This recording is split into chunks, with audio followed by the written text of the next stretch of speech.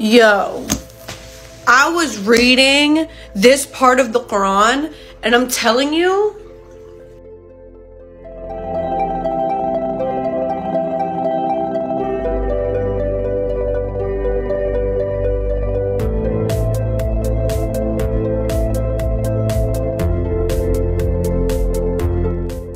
long story short, I just had a lot of people around me and in my life that just were not very religious or believed in God in the first place. And I was very removed from my family at the time, and I was just at a very, very low point in my life. I think it was like the lowest point of my life. So I just started adapting to kind of how the people around me were moving. Then I had a client who was very, very Christian, and she reawakened my love for God and asked me to come to Bible study. Went to Bible study, went to church, started doing Christian things, eating pork. Ramadan came around, and then I knew that there were still physical benefits to Ramadan. I didn't need to be a Muslim to be fasting. And I had never read a translation of the Quran. I only ever read the Arabic of the Quran. At this point, me and my family were so removed from each other, I kind of shared with them at one iftar that, you know, I'm pretty much a Christian. And I'm just fasting because it's like physical benefits.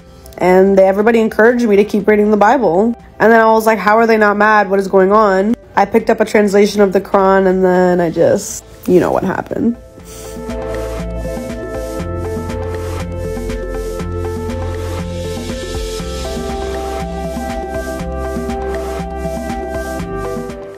I'm gonna explain why you need to understand that time is linear. So in this universe, time is linear, okay? We can't see time, we just move through it, right? Time is just one line. Like, for example, we're in a three-dimensional reality, right? This guy right here, he's in a two-dimensional reality. He can only move up or right, length and height, that's it. We have width in this three-dimensional reality. We can go forward and backward. This guy can't. This ain't no doodle bob, SpongeBob. So the same way we're looking at a two-dimensional reality, Allah subhanahu wa ta'ala, the knower of all things, the knower of all dimensions, he can see time. Time is something that he can see it in our dimensions, right? Imagine almost like a hologram, like he just sees time. He sees everything.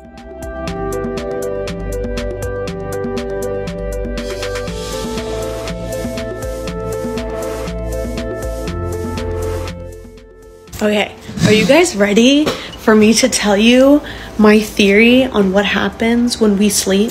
So let me tell you what we already know from the Quran, okay? So I was reading the Quran, and this is last night I was reading it, okay? And I came across this verse. It said, "He is the one who calls back your souls by night and knows what you do by day, then revives you daily to complete your appointed term. To him is your ultimate return, then he will inform you of what you used to do." So let's break that up. Calls back your souls by night. Okay, let's focus on that part. So what do we know? We know that Allah calls our souls out of our body, calls them back to him at night, okay? Which means when we're sleeping. Then he revives us daily to complete our appointed term, which means our life, to complete our life. So we know that Allah takes our soul from when we go to sleep at night to the day. Our soul is with Allah, okay? Bear in mind that scientists still to this day don't understand dreams. They don't understand why we dream what we dream. There's all these theories on it, whatever. And they don't understand like what really happens other than our brainwaves slow down into alpha state, okay? So let's also remember what I made another video about before, about how it will ascend to him in a day, the extent of which is 1,000 years of those which you can count. So Allah has made multiple different references. The word I was looking for was references of how a day with him or a moment with him is 1,000 to 50,000 years our time on this universe. Okay, so let me write that down. So think about it. If this whole thing is one day with Allah, that means that this is our life, because this is 1,000 to 50,000 years. Our life, I drew it right there, is this little itty bitty thing, okay? So that means when Allah calls our souls at night, we're where Allah's at, or somewhere where time is not the same as it is here on earth, right? So bear with. We also can never ever, no human on earth, never ever can remember what happened during this 8 hours, usually on average, that people sleep. 5 hours, 6 hours, 8 hours, it doesn't matter. We can never remember what happened during that time, right? Because our brains, our consciousness is turned off in this universe, right? But Allah knows. Allah subhanahu wa ta'ala grabs our souls out of our body to be with Him, where a place where time does not exist, okay? Our consciousness goes to a place where time does not exist, right? Because that's where Allah is at. And then doesn't that make you realize that when we sleep and when we wake up, from the time we go to sleep, from the time we wake up, it's almost as if our body feels like no time has passed. Other than the physical rejuvenation we get, the mental fog that goes away, our consciousness feels like no time passed. We wake up and we don't know how long we slept. You know the only way we know how long we slept? We check the clock. We check the clock. Or pretend it's a nap during the day. A nap during the day, somebody comes by, mom, dad, whatever, roommate comes by. Oh, you were gone for like an hour. We don't know that. Oh, how long have I been asleep? Our consciousness cannot grasp time. Consciousness is beyond time. That's what Allah gave us, consciousness. He gave us soul. He takes our soul at night and recharges it. And then let me tell you what my theory is of how He recharges it. Because we already know for a fact Allah takes our soul at night, right? That doesn't require any tasfir. When He takes our soul at night, just think about it. If one day with Allah is 1,050,000 years of our time, our soul gets snatched up, we can see our entire life. Remember the video I made about time being linear and how Allah can perceive time and how it just like, it could almost be like a hologram to Him? I don't know. This is just a theory.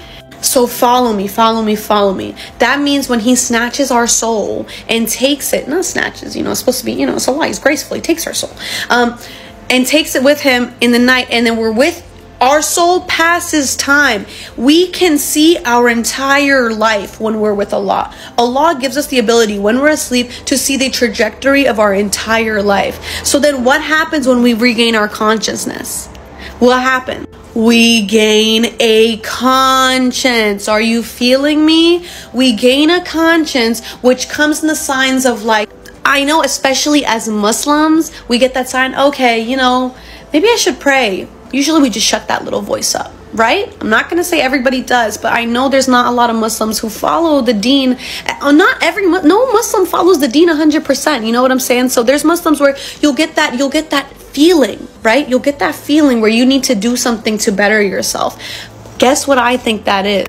If you have seen that part of Interstellar, it's like this. It's you talking to yourself. That little voice is you when you're with Allah, because you can perceive time through Allah. Allah's giving you that power to perceive your time when He takes your soul, and yourself is talking to you, whatever point in time you were in, is trying to tell you, hey, do this, do that, like screaming at you. But guess what?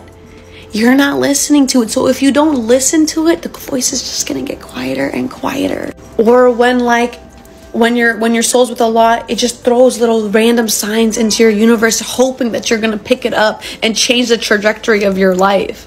But Allah puts the soul back into your body, erases your memory so that you don't remember anything.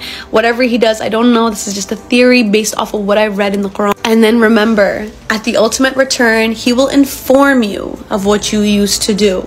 Your whole life, from when you're asleep to when you're awake, whatever, He gives you back that memory. He gives back every single memory that He either took away or you don't remember. Okay? So I feel like this is another way Allah is helping us. When He takes our souls at night, He's trying to have us, our soul, look at our whole life, right? Look at our whole life and say, oh my God, she's going into this bad path. I'm going to put a sign in for her right there, and I'm going to really, really hope she pays attention to that sign, because I feel like I know myself, and if I saw that sign, I would change my life right there. So then He takes our soul, puts our soul back into our body, and we just always hope as Muslims that we can become better people and start following our deen better. And even non-Muslims, because one day, sometimes they do revert.